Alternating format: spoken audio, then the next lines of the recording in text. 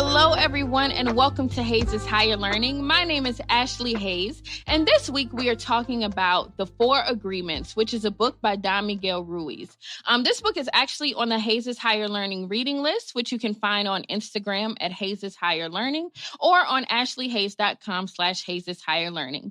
And I read this book about a year ago, and it has really been a game changer for me. So the book is centered on a belief by the Toltec people of Mexico that every man dreams his own dream. And Don Miguel argues that somewhere shortly after birth, we begin a process of domestication. We are told what to do and what not to do, where to go, where not to go, what to believe, what not to believe, and you usually don't get a say in it. And I was raised Christian, and it wasn't until I was an adult that I really started to question those belief systems and really open myself up to what other religions and idea systems had to offer.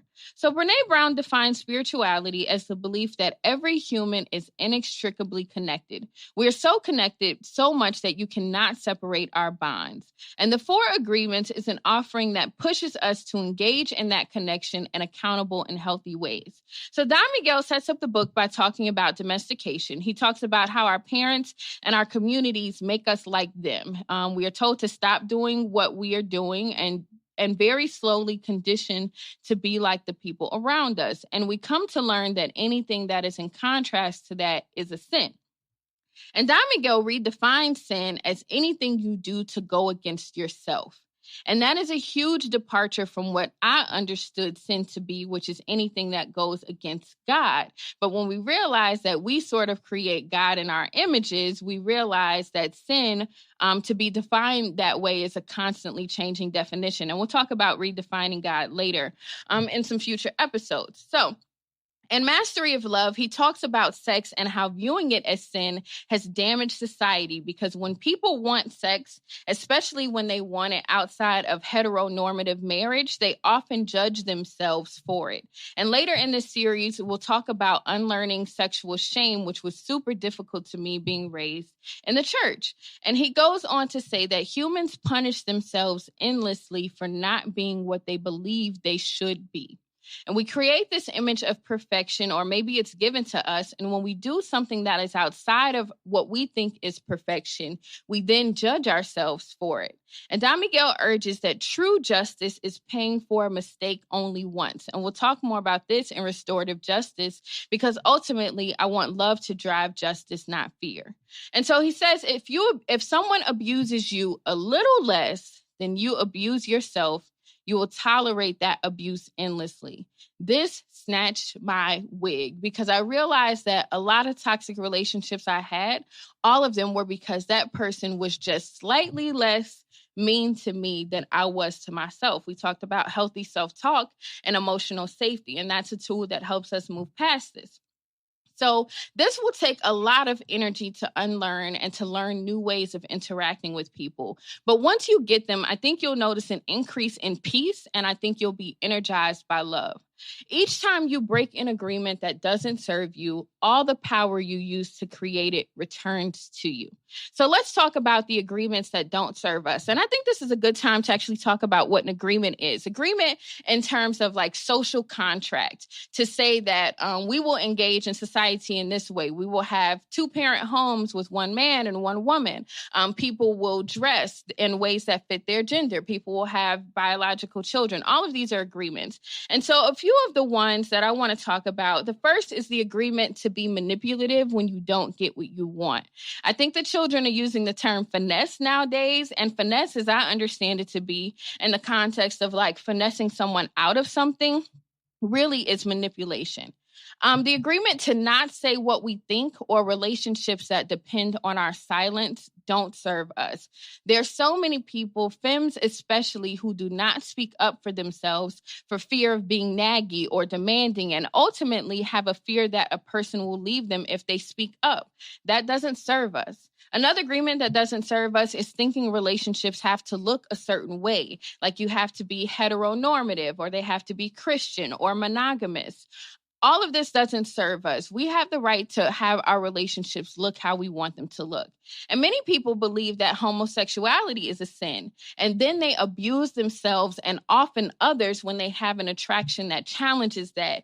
And we have lost way too many trans folks over straight men's agreement to adhere to a certain definition of manhood. And these are the agreements I'm after, the agreements that cause people to cause harm and violence to others. So this work urges us to be who we are, not who we think we should be. And Don Miguel suggests that we keep these agreements instead. So the first agreement he offers is to be impeccable with your word. He says your word is a force. It is the power you have to express and communicate, to think and thereby create the events in your life. And Ruiz argues that your word is your greatest tool you have, that you can create a beautiful dream or what he calls a living hell. And when you are impeccable with your word, you take responsibility for your actions, but you do not judge and punish yourself for your actions. He calls self-rejection the greatest sin.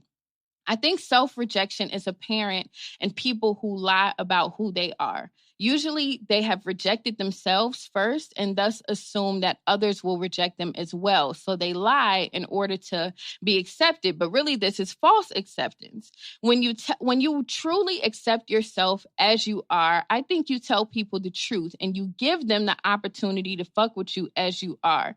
It is an injustice to rob people of the opportunity to fuck with you. I definitely did that. I've done that. I've made decisions to go back to my ex after bouts of screaming matches and him tearing up my property. And then I would lie to people or not tell the whole truth if we were back together.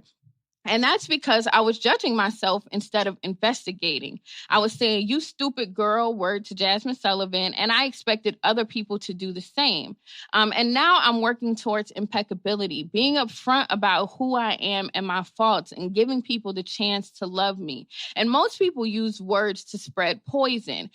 They use it to express jealousy and envy and hate, and people plan revenge and create hate between races, nations, genders, families. And he goes on he goes into an example of a girl whose mom comes home with a headache.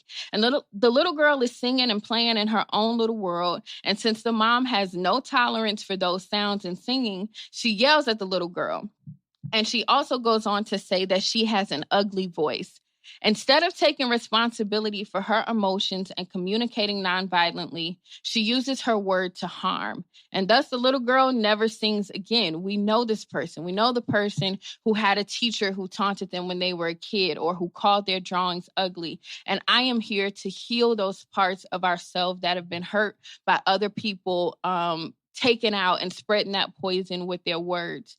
Ruiz writes that whenever we hear an opinion and believe it, we make an agreement and it becomes part of our belief system. I want to use this time to charge us to be careful with our opinions and to really work on being intentional with our words. It is difficult to heal this pain, or as Ruiz writes, quote unquote, break the spell. I want to be accountable that I've given my opinions with the intentions to harm people. And we heal this wound by words of affirmations, which we talked a bit about in emotional safety. You are enough. Your voice is beautiful. I want us to take time to give ourselves words of affirmation, because other people's stuff is about them, which we'll talk a little bit more. You are brilliant. Now, I will probably never say that your mixtape is hot. That's just not who I am as a person. But I will say that your work is not dependent on someone else's response to it. Just because something is not my taste or just because I don't like it does not invalidate or validate your work. And my life coach actually taught me that. So use your words for love and to speak what you want into existence and to take responsibility, not to tear down other people because you feel uncomfortable. And sometimes being impeccable with your word means not giving it. Sometimes you have to not make new agreements. You have to not sign that job or not sign that lease or not get into that relationship and say, you know what? I need some time to think. Feel free to do that and take space and be responsible with the words that you do give. Remember, there is no practitioner of love who deceives. So we're called to be honest with our words, and that is being impeccable.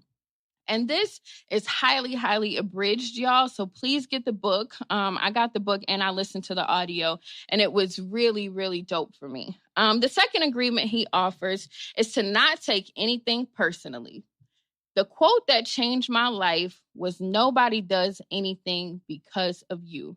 Remember, every man dreams his own dream. So when people lash out, shut down, ghost, make you responsible for their emotions, it is because of what is going on with them. When your boss is being mean and placing blame, it's about them, not you. Whenever you take another person's opinion personally, especially an undesirable one, you get offended and then you want to defend your beliefs, and then that creates conflict. And my partner Pam reminds me that the opposite is also true. When people do and say desirable things to you, they send those good morning text messages, they show up, they pick you up. It is a reflection of their self-worth and not necessarily about you. Remember, nobody does anything because of you. There's no exception to the rule. What we do is about us. And Don Miguel writes that you may tell me, "Miguel, what you're saying is hurting me," but it's not what I'm saying that's hurting you. It is the wounds that I touch by what I have said. Catherine Woodward Thomas writes in Calling in the One, "You know a wound is healed when someone touches it and it doesn't hurt anymore." So I really want y'all to get this about not taking anything personally. People really, it's not the people hurt us, right? We can experience trauma, but we recognize that trauma and deal with it and heal it instead of making it about us, because it's not, it's about them. I think this ties into what we talked about in All About Love, punishing people for their truths. If someone rejects you, it's not about you and your worth. Yes, there may be some things that you did outside of your integrity that contributed to that, and you can deal with that. You can be accountable for your part, but ultimately, what they do is about them. That rejection is about them just not being interested for whatever reason. And you can take that information and then do what's best for you. The third agreement is do not make assumptions. We have the tendency to make assumptions about everything. The problem with assumptions is that we believe they are true. Growing up, I used to hear a saying, "When you assume, you make an ass out of you and me." And it's amazing to me how many people who say that also assume a lot. And this is a call in for myself. I'm the type of person, I used to take small actions and create these big assumptions. Don Miguel uses the example of seeing someone you like and them being nice to you by holding a door open and even asking for your number. And by the time they get to the last digit of giving me their number, in my mind, I'm halfway down the aisle because I've created this dream based on the assumption that they like me back. And Pam often reminds me and the femmes of Girls Growing that actions and love have to show up every day. Now, my homies think I'm cold because if a dude texts me now, one nice thing, I let it be one nice thing. I don't try to create this story of him being the one. Just because you text me good morning does not mean anything other than good morning. Let people's actions speak for themselves. Don't create these stories based on your assumptions. Just because he brought me tacos today doesn't mean anything other than he brought me tacos. And y'all, I promise, there is a dude that texts me good morning every day. And old assuming me would take that to mean that he's interesting, but new me realized that's the only thing he was doing. And so instead of being mad that he isn't doing more or forcing him into my idea of what I think he should be, I simply let a good morning text be a good morning text, and I managed my expectations. And we also have the tendency to assume the worst. Like if someone is not answering the phone, we may assume that they're ignoring us.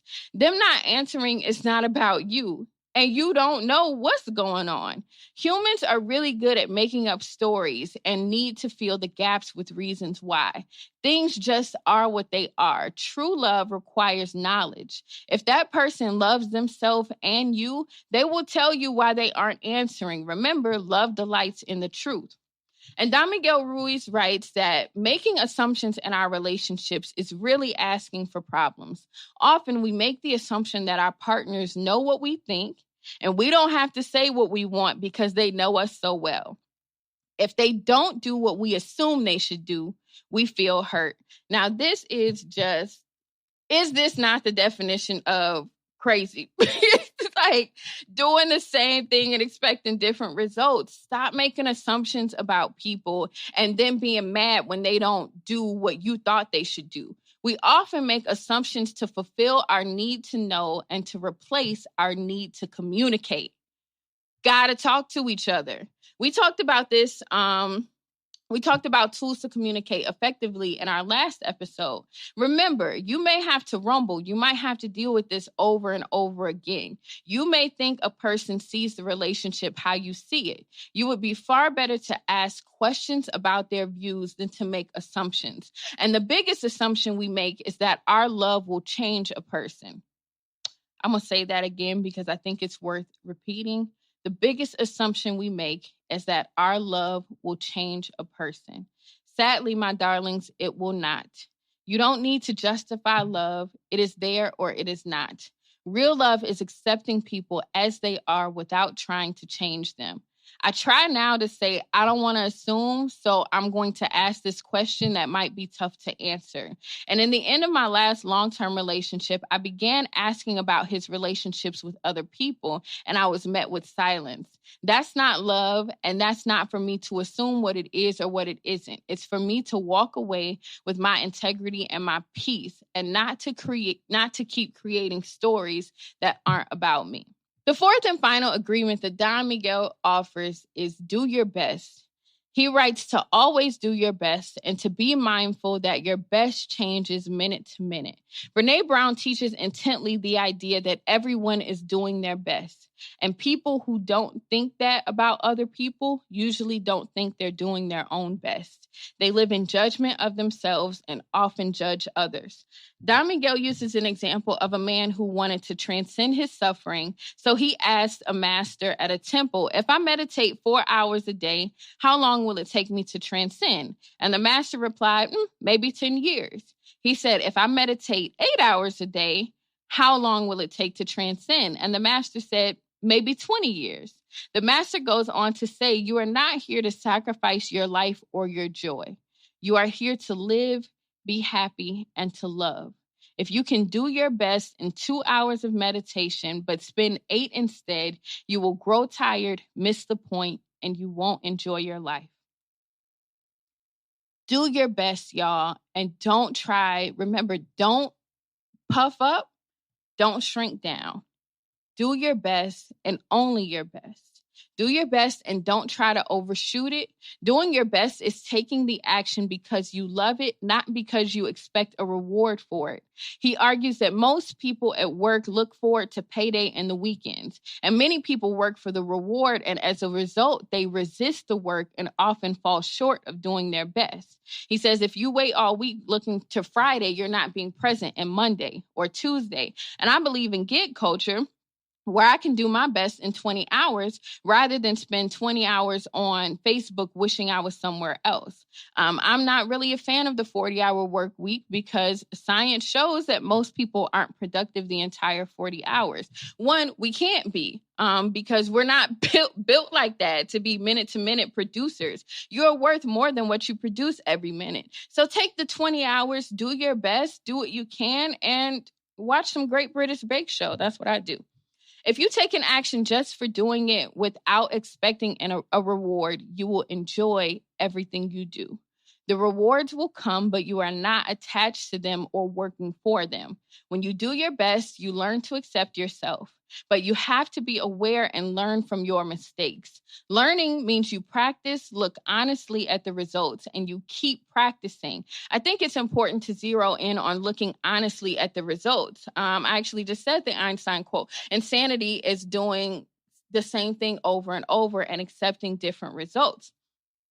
And when we do our best, we look at the results and then we change what we're doing, not because of a reward, but because we gauge it against what we said we wanted for ourselves. And when we align our actions with our dreams, then we really become masters. Remember, practice makes the master. Repetition makes the master.